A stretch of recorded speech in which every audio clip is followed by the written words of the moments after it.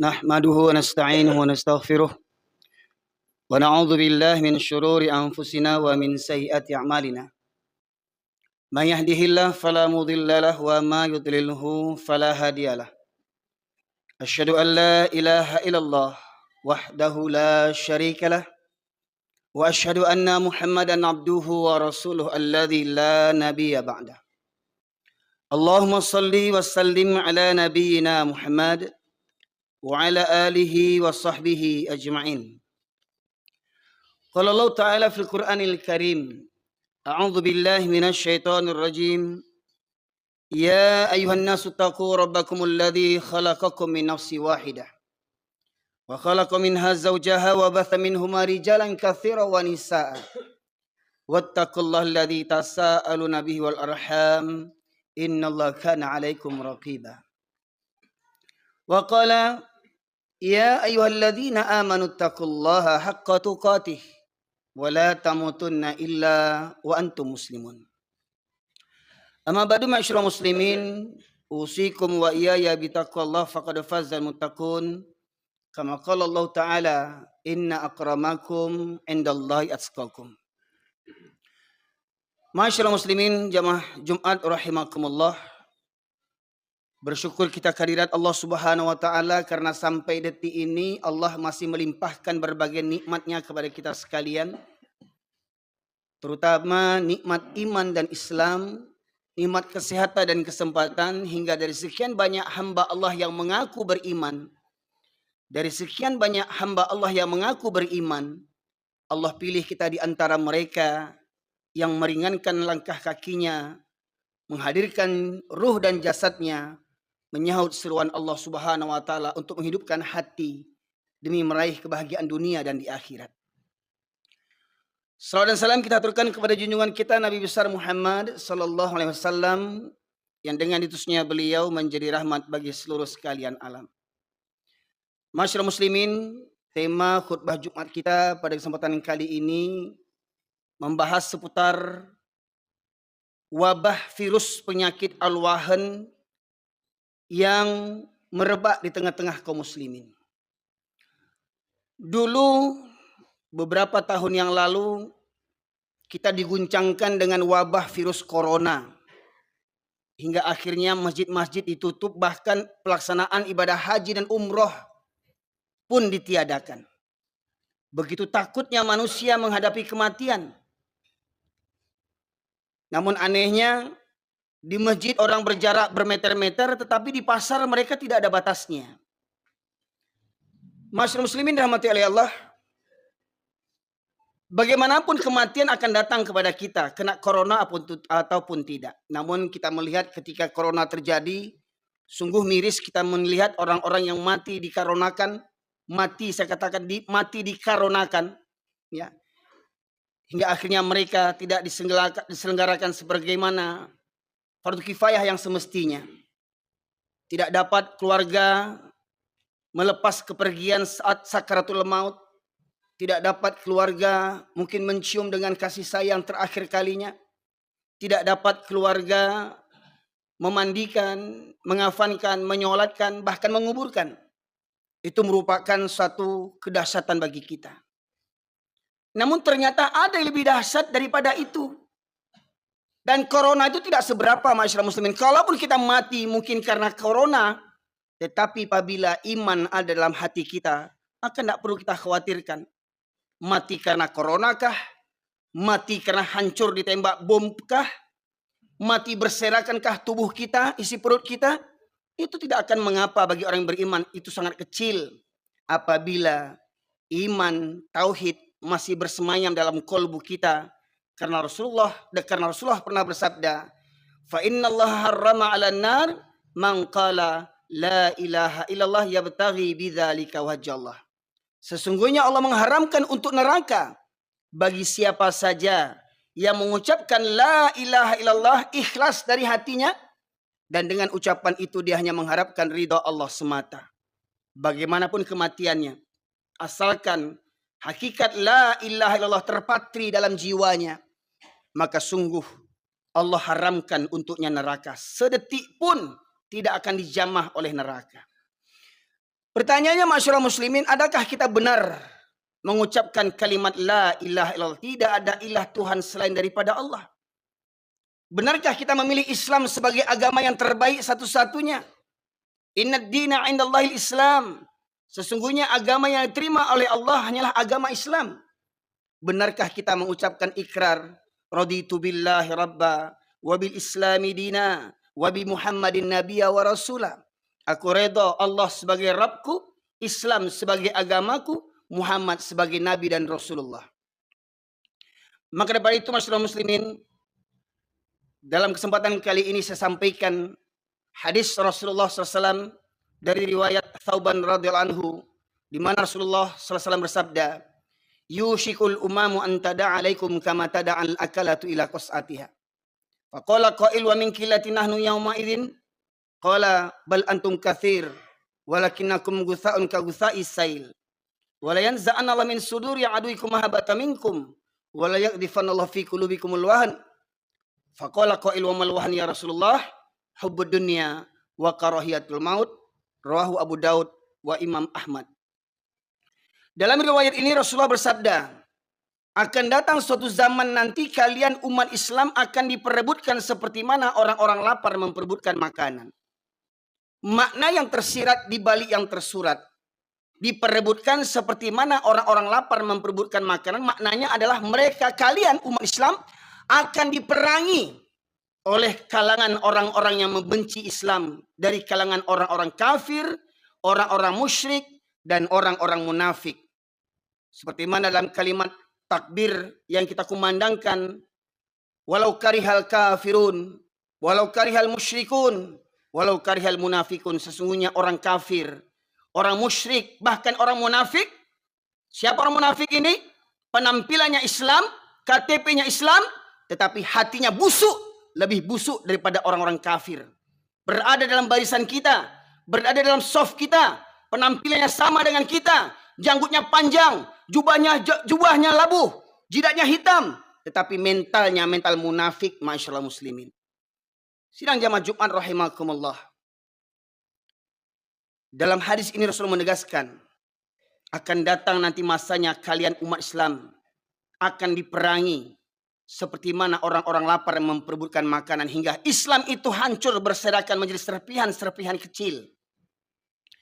Lantas ada sahabat yang bertanya, apakah ketika itu jumlah umat Islam minoritas ya Rasulullah? Apakah ketika itu umat Islam jumlahnya sedikit?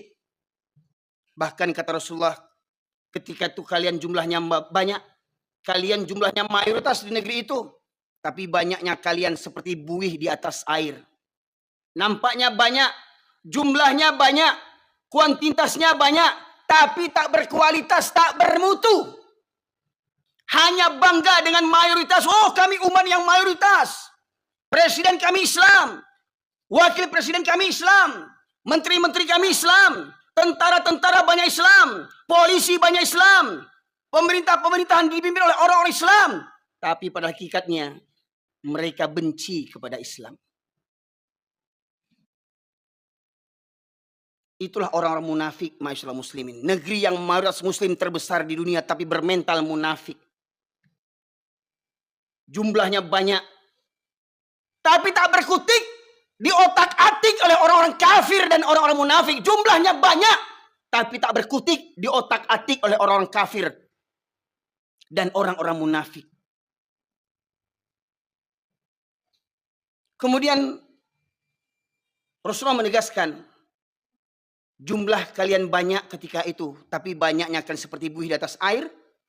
Lantas Rasulullah melanjutkan, dan Allah cabut rasa takut musuh-musuh terhadap kalian. Kalimatnya, Allah cabut rasa takut musuh-musuh terhadap kalian. Karena pada hakikatnya, orang-orang kafir, orang-orang musyrik dan munafik, pada hakikatnya mereka lebih takut kepada manusia dibandingkan kepada Allah Subhanahu wa Ta'ala. Coba lihat, betapa banyak bawahan takut dengan atasan, diperintah untuk berbuat zalim.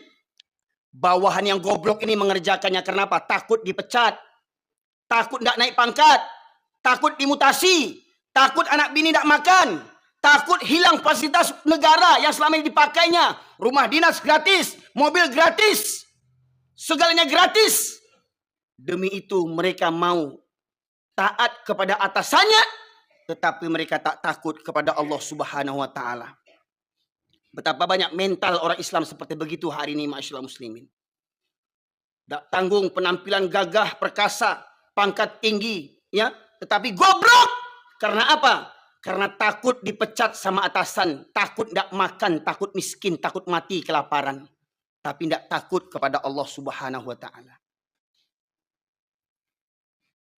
Jadi dalam penggalan hadis tadi, Allah cabut rasa takut musuh-musuh terhadap kalian. Jadi maknanya orang kafir yang segelintir itu, orang kafir yang sedikit itu, tidak merasa takut berada di tengah negeri yang penduduknya mayoritas Islam. Karena apa? Karena mayoritas umat Islam di negeri itu adalah orang-orang yang cinta dunia dan takut mati. Demi pangkat dan jabatan, rela memberikan suap kepada rakyat. Demi apa? Tolong coblos saya nanti. Ketika pileg, ketika pilpres, ini dananya sekian, modal pemilu sekian, miliar-miliaran, triliun-triliunan untuk modal pemilu. Demi apa? Menyogok, menyumbat mulut-mulut rakyat. Dan kalaupun mereka terpilih jadi presiden, terpilih jadi menteri, terpilih jadi gubernur, nggak usah kaget masyarakat muslimin yang dirahmati Allah. Allah menegaskan, falamma nasu ma dzukiru bi fatahna alaihim abwaaba kulli syai' hatta idza farihu bima utu akhadnahum baghtatan wa hum mublisun. Surat Al-An'am ayat 44. Dan ketika seseorang itu mendurhakai ayat-ayat Allah, ketika mereka mendustakan ayat-ayat Allah, tidak takut, tidak tahu mana yang halal, mana yang haram jadi halal, yang halal jadi haram, takut kepada manusia dibandingkan takut kepada Allah. Orang yang begini kata Allah, maka akan kami bukakan pintu-pintu kesenangan. Jadi nggak usah heran. Kalau ada orang zolim jadi pejabat, orang zolim jadi presiden, orang zolim jadi gubernur, jadi wali kota, jadi tentara, jadi polisi, koruptor, agen narkoba, membunuh nyawa orang tanpa merasa berdosa, tidak perlu takut, masyaallah muslimin. Allah naikkan pangkat. Kau naik pangkat, kau terpilih jadi presiden, jadi gubernur, jadi DPR. Karena apa? Karena kezolimanmu. Allah berikan semua kesenangan-kesenangan. Hingga ketika kau merasa bangga dengan kezolimanmu, hingga kau merasa bangga dengan kekuasaanmu seperti kekuasaan Fir'aun, kau buat undang-undang untuk melegalkan kezolimanmu. Maka Allah katakan, Allah bukakan semua pintu-pintu kesenangan. Kau terpilih jadi presiden kesekian kalinya. Kau terpilih jadi anggota dewan. Kau naik pangkat, dapat penghargaan. Tetapi kau fitnah orang-orang Islam. Kau fitnah orang-orang Islam. Kau fitnah para ulama, kau penjarakan para ulama yang jujur. Hingga tinggal ulama-ulama penjilat. Maka ketahuilah, Allah bukakan pintu-pintu kesenangan. Ketika kau berbangga dengan kezolimanmu itu. Ketika kau berbangga dengan jabatan yang kau dapatkan dengan cara yang zolim. Maka kata Allah, maka akan kucabut nikmat itu secara tiba-tiba. Hingga engkau terdiam berputus asa. Pertanyaannya, masihkah orang Islam di negeri yang mayoritas ini beriman kepada Allah Subhanahu wa taala? Masihkah mereka beriman ada hari perhitungan? Masihkah mereka beriman ada hari pengadilan yang maha adil? Tidak seperti pengadilan di dunia ini. Hukum bisa dibeli. Jaksa, pengacara, hakim, penegak hukum. Mereka yang melanggar hukum. Masyaallah muslimin. Seakan-akan mereka merasa dunia inilah selama-lamanya hidup di dunia. Dan seakan-akan mereka tidak percaya ada hari pengadilan. Ada raja di atas raja, ada penguasa di atas segala penguasa. Allah Subhanahu wa taala yang maha adil. Cepat atau lambat orang-orang zalim ini akan dimusnahkan oleh Allah Subhanahu wa taala. Tidak di dunia, pasti di akhirat. Kemudian masyarakat muslimin yang dirahmati Allah, berkaitan tentang penggalan hadis tadi yang berbunyi Allah cabut rasa takut musuh-musuh terhadap kalian. Terungkap kemakar daripada orang-orang kafir. Disampaikan oleh Dr. Jazri. seorang ketua DKM Masjid Jogokarian yang juga dipetik daripada buku misteri sholat subuh yang ditulis oleh Dr. Ragib Asirjani, seorang ulama dan cendekiawan muslim di Mesir. Terungkap perkataan seorang tokoh Yahudi bernama Goldamir. Apa kata mereka? Apa katanya? Kita orang kafir Yahudi tidak perlu takut kepada umat Islam. Selagi umat Islam masjidnya di waktu subuh tidak seramai seperti waktu sholat Jumat. Selagi masjid-masjid umat Islam di waktu subuh tidak seramai seperti waktu sholat Jumat. Jadi mereka mengukur kekuatan umat Islam itu diukur daripada kekuatan dengan keadaan jamaah sholat subuh. Mereka mengukur kekuatan umat Islam dari kehadiran kaum muslimin waktu sholat subuh. Karena pada hakikatnya mereka pun beriman akan hadis yang disampaikan Rasulullah. 2 sholat yang berat bagi orang munafik adalah sholat isya dan subuh berjamaah. Kalau sholat Jumat laki-laki bisa hadir. Penjudi datang hari ini. Pecandu chip datang hari ini. Orang zolim koruptor datang hari ini sholat Jumat di mana-mana masjid mereka datang hari Jumat. Namun mereka berat datang sholat subuh berjamaah rutin secara rutin. Karena kata Rasulullah 2 sholat yang berat bagi orang munafik adalah sholat isya dan subuh berjamaah. Sebagaimana kata Buya Hamka, kalau kau ingin melihat orang Islam, lihat waktu sholat hari raya. Laki-laki perempuan pendosa keluar semuanya. Kalau kau ingin melihat laki-laki muslim, lihat hari Jumat. Maka datang, yang sholat seminggu sekali datang ke masjid. Ya, yang masih ngobrol di luar, merokok, main handphone, duduk di parkiran, otak tak punya. Islam 7 keturunan tak mengerti juga lagi, masuk kau ke masjid. Karena ketika khotib sudah naik mimbar, malaikat yang menjaga pintu masjid mencatat para yang hadir. Malaikat menutup bukunya dan duduk mendengarkan khutbah. Ini masih banyak di masjid-masjid kita saksikan laki-laki goblok. Sambil merokok duduk di parkiran main handphone. Orang khutbah sudah dijalankan. Pertanyaannya, lai bau tak orang tu lai. Lah baru lama masuk Islam. Batosat karihna kaji. Lunak kaji itu untuk orang yang baru masuk Islam. Ya, belunak-lunak kaji. Ini udah Islam 7 keturunan tak mengerti juga lagi. Di mana otakmu? Maka kata Allah, afala ta'qilun? Afala tafakkarun? Apakah kamu tidak menggunakan akalmu? Apakah kamu tidak berpikir? Suka berlambat-lambat datang ke masjid hari Jumat.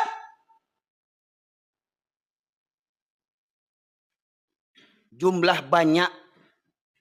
Tapi bagaikan buih. Bahkan kita melihat masih ada orang Islam yang keluyuran. Bawa angkot, bawa mobil, bawa motor kemana-mana. Sementara sholat Jumat sudah ditegakkan. Khutbah sudah dijalankan.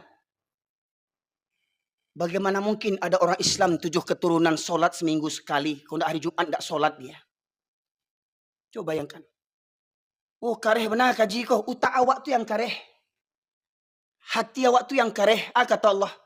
Khatamallahu ala qulubihim wa ala sam'ihim wa ala absarihim ghisyawatun walahum adzabun azim.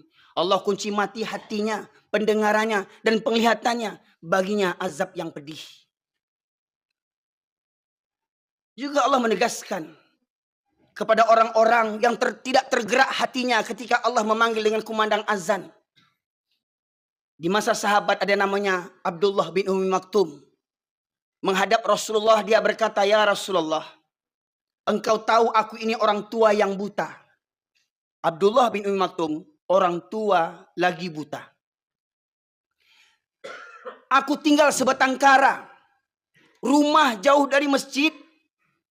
Dari rumah menuju ke masjid jalan berliku-liku dan banyak binatang berbisa. Ada 6 kendalanya. Yang pertama dia buta. Yang kedua tua. Yang ketiga tinggal sebatang kara. Yang keempat rumah jauh dari masjid.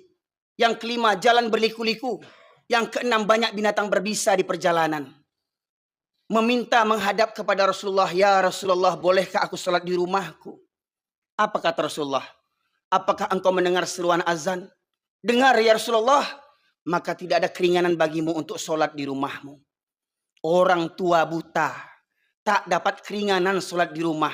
Pertanyaannya, orang yang masih muda, mata sehat, rumah dekat, kendaraan banyak, Anak banyak, menantu banyak, cucu banyak, kemenakan banyak. Rumah bertetangga dengan masjid, berkumandang azan, tak berangkat ke masjid. Apamu yang buta?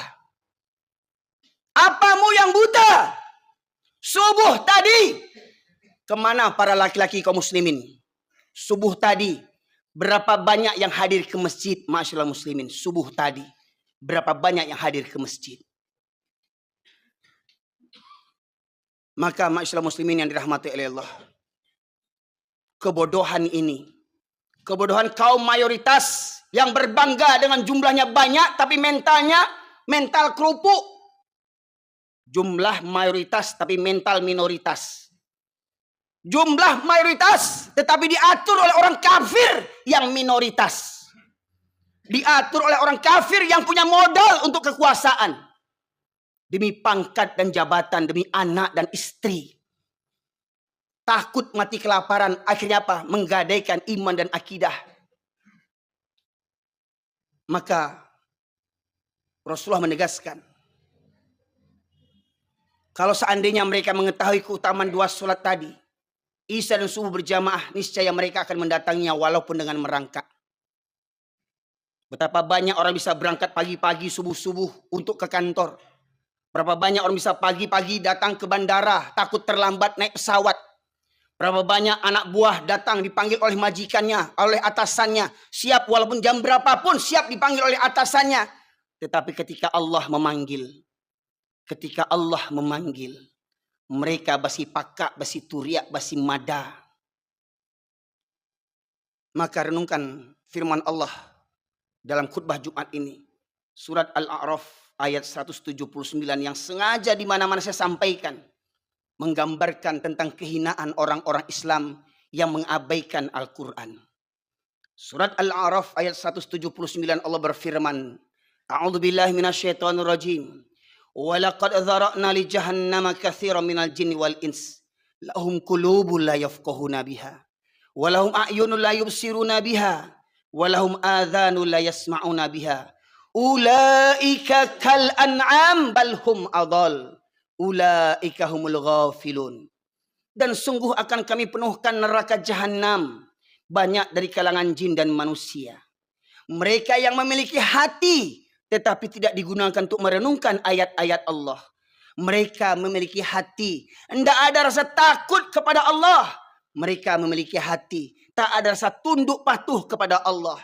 Mereka memiliki hati, tak ada rasa cinta kepada Allah. Walahum a'yunun la yubsiruna biha. Mereka punya mata, tidak melihat pelajaran dari ayat-ayat kebesaran Allah. Gempa terjadi, tsunami terjadi, galodoh terjadi, longsor, banjir, berbagai macam musibah terjadi. Tidak juga menggerakkan hatinya untuk tunduk patuh kepada Allah Subhanahu wa Ta'ala. Tak mau mengambil pelajaran, tak mau mengambil hikmah, iktibar dari semua peristiwa kejadian alam. Walahum adhanun la yasma'una biha. Mereka yang punya telinga tetapi tidak digunakan untuk mendengarkan ayat-ayat Allah.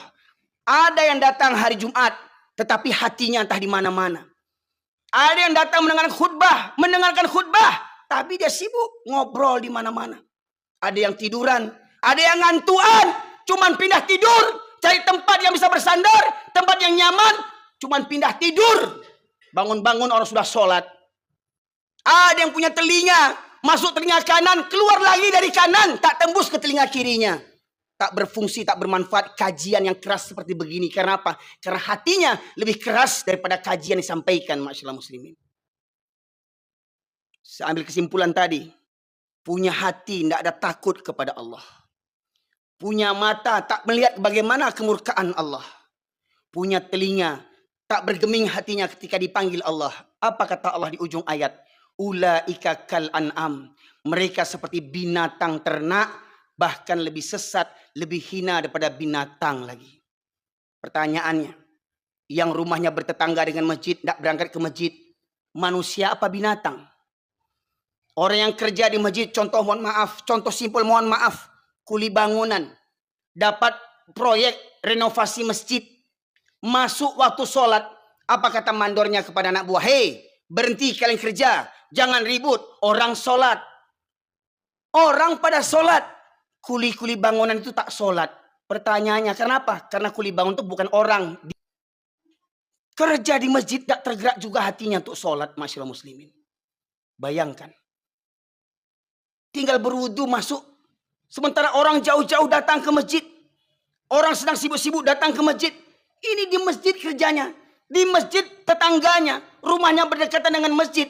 Berkumandang azan 5 waktu. Tak berangkat ke masjid. Tapi kurang ajarnya. Sekali ke masjid di depan imam tegaknya.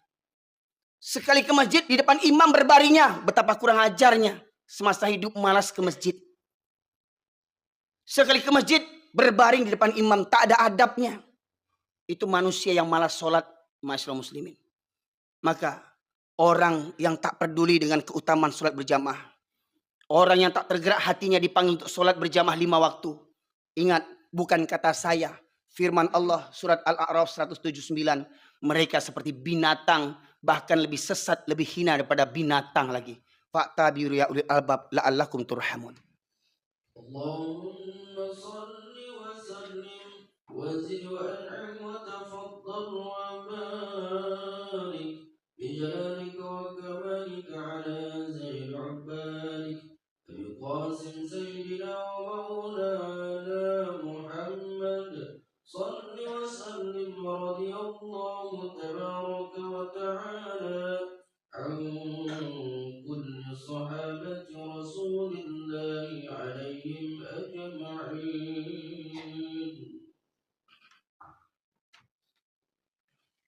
الحمد لله نحمده ونستعينه ونستغفره ونعوذ بالله من شرور أنفسنا ومن سيئات أعمالنا من يهده الله فلا مضل له وما يضلله فلا هادي له أشهد أن لا إله إلا الله وحده لا شريك له وأشهد أن محمدا عبده ورسوله الذي لا نبي بعده اللهم صل وسلم على نبينا Muhammad وعلى آله وصحبه أجمعين.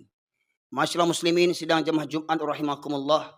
Dalam khutbah Jumat yang kedua ini saya sampaikan perkara-perkara yang menjadi Tuhan bagi manusia.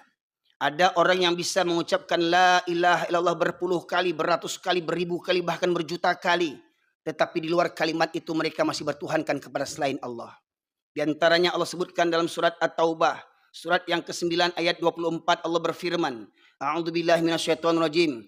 Qul in kana aba'ukum wa abna'ukum wa ikhwanukum wa azwajukum wa ashiratukum wa amwalun iktaraftumuha wa tijaratan takhshawna kasadaha wa masakin tardawnaha ahabba ilaikum minallahi wa rasulih wa jihadin fi sabilih fatarabbasu hatta ya'ti Allah bi amrih innallaha la yahdil qaumal fasikin.